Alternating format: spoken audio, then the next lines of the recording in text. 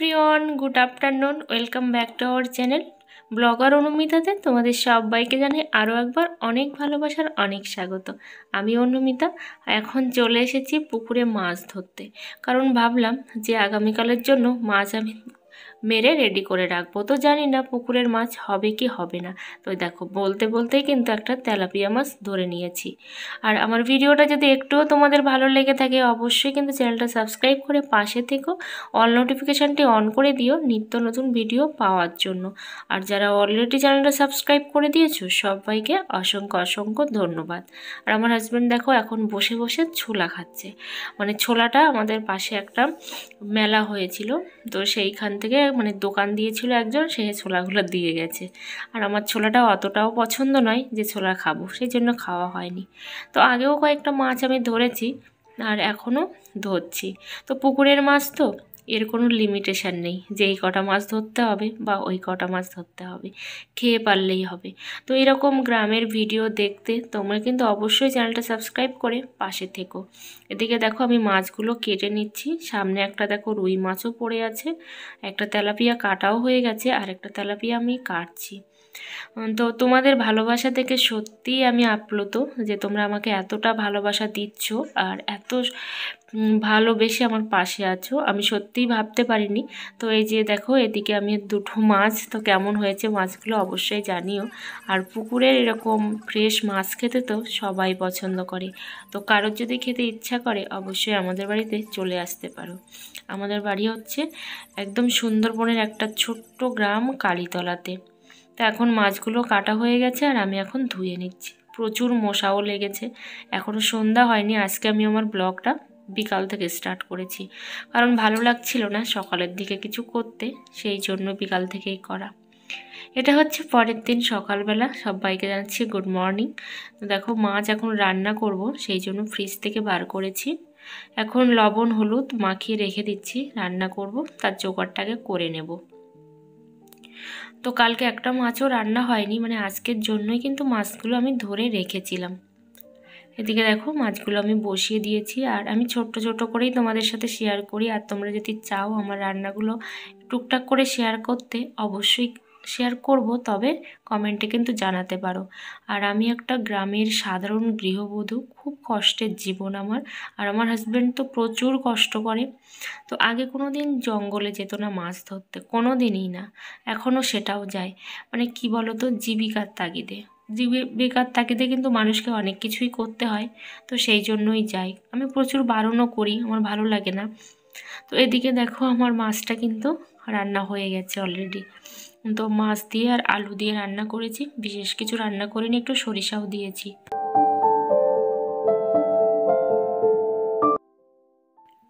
এখন বাজে রাত্রি 3টে, তাই গুড মর্নিং বলবো আর না কি বলবো আমি কিছুই বুঝতে পারছি না।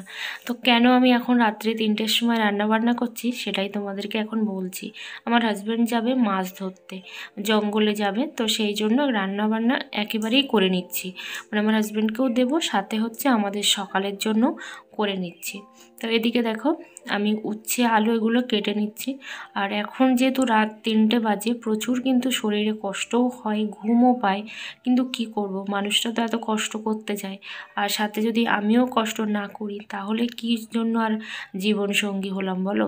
তো সেই জন্যই কিন্তু উঠে এত কিছুই করা, কারণ দুজন দুজনের পরিপূরক না হলে কিন্তু কখনোই একটা সংসারও যেমন চলে না, তেমন কিন্তু ভালোবাসা অটুট থাকে না। তো দেখো এখন আমি রান্না বসিয়ে দিচ্ছি, আর ওদিকে তাড়া দিচ্ছে যে তাড়াতাড়ি করো তাড়াতাড়ি করো। এদিকে বাঁধাকপিটা সেই হচ্ছে তো হচ্ছেই, হয়েই উঠছে না, মানে এতটা পরিমাণে এখন শক্ত হয়ে গেছে। তো আগে যেমন জল না দিলেই জল বের হতো, আর এখন কিন্তু সেদ্ধই হচ্ছে না। আর তার মধ্যে আমার কিন্তু অনেক কিছু প্রায় হয়ে গেছে। ডালও ছিটি মেরে নিয়েছি ওদিকে, এখন ভাতটা উপর করে দিচ্ছি, আর ওদিকে ডালটা আমি জল দিয়ে বসিয়ে দিয়েছি। মানে আগে ছিটি মেরে নিয়েছি, তারপর হচ্ছে জল দিয়ে বসিয়ে দিয়েছি প্রেশার কুকারে। আর প্রচুর কষ্টও হচ্ছে, এখনও কিন্তু হাত মুখ ধুইনি আমি, কারণ হাত মুখ ধুলে না শরীরটা আরও বেশি খারাপ লাগে, আমার খারাপ লাগে। আর একেবারে ভাবলাম যে এই রান্নাবান্নাগুলো সেরে নিই, আর যা টেস্ট করার তরকারি সব আমার হাজব্যান্ডই করবে।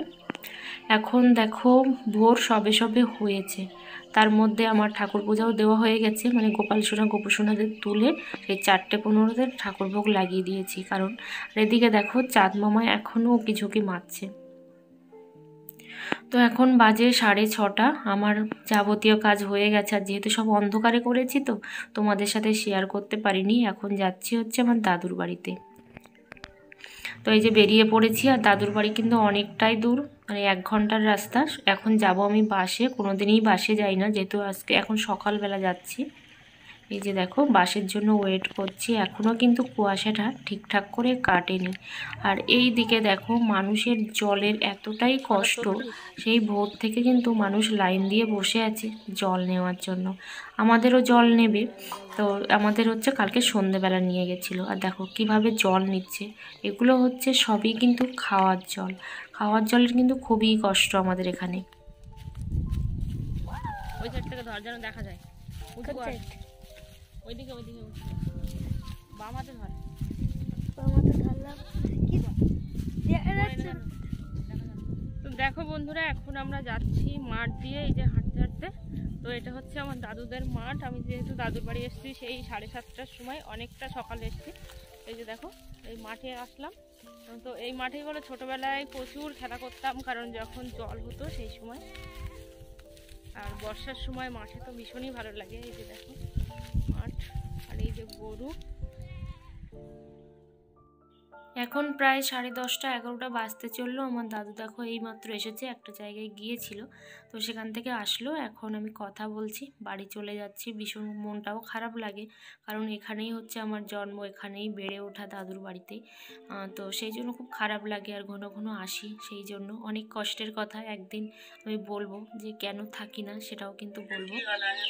আর দাদু হচ্ছে খুবই অসুস্থ, তো যখন একটু সুস্থ হয় তখন একটু ঘুরে ঘুরে বেড়ায়। এই যে বসে আছে, এখন আমি চলে যাচ্ছি, তাই বলছে দুপুরে থাকতে, কারণ মনটা খুব খারাপ করে। তো সেই ছোট্ট থেকে বড় করেছে, তো সেই জন্য মনটা খুব খারাপ করে। বাবা মায়ের জায়গাটা হচ্ছে দাদু দিদা নিয়েছে, দিদা নেই, তো সেই জন্য মনটা খারাপ করে।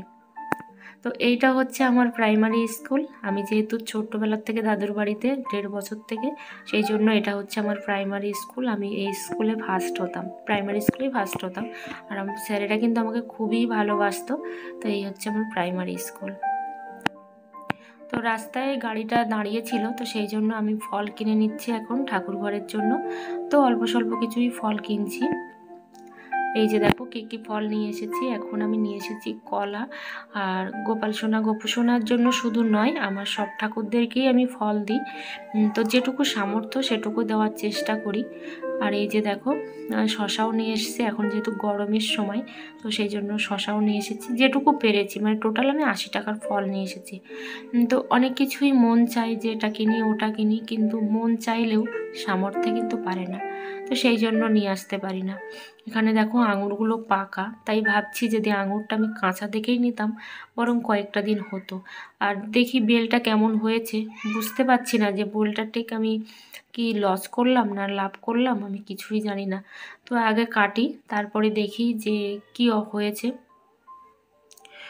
তো এই যে এখন আমি বেলটা কাটবো, আর তোমাদের সামনে সেটাই দেখাবো যে আদৌ কি করেছি এই বেলটা নিয়ে আমি। এই যে দাঁড়াও, কেটে নিয়ে আগে তারপরে বলছি। এই যে দেখো বেলটা পুরোটাই পচা। তো এখন দেখো প্রায় সন্ধ্যার কাছাকাছি, মানে 4:30 বাজে। আমি এখন দাঁড়িয়ে আছি, আমার হাজব্যান্ড এখনও আসেনি মাছ ধরে। তো ভীষণ টেনশানও হচ্ছে, সেই 2:30 থেকে দাঁড়িয়ে আছি। এই যে সন্ধ্যাও হয়ে গেছে, এখনও আসেনি। তো এবার বাড়ি চলে যাব, যেহেতু হাঁস মুরগি সবই আছে, তো সেই জন্য আর সাথে সন্ধ্যাও দিতে হবে। তো ভিডিওটা এই পর্যন্ত, সবাই ভালো থেকো, সুস্থ থেকো, দেখা হচ্ছে পরের ভিডিওতে।